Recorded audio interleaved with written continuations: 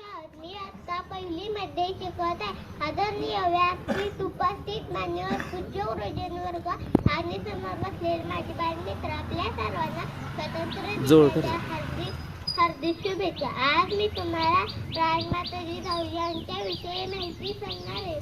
ती तुम्ही शांततेने ऐकून घ्यावी ही माझी नम्र विनंती. राजमाता जिजाऊ यांना आपण आदरवून जिजाऊ म्हणून ओळखतो. राजमाता जिजाऊ या छत्रपती शिवाजी महाराजांच्या आई होत्या. त्यांचा जन्म 12 जानेवारी 1598 रोजी बुलढाणा येथील सिंदखेड राजा येथे झाला. राजमाता जिजाऊंनी छत्रपती शिवाजी महाराजांना स्वराज्य निर्माण करण्याची प्रेरणा दिली. जिजाऊंनी आपला संपूर्ण जीवन काळ आपला पुत्र छत्रपती शिवाजी महाराजांना एक महान योद्धा व आदर्श राजा बनण्यासाठी घालवले.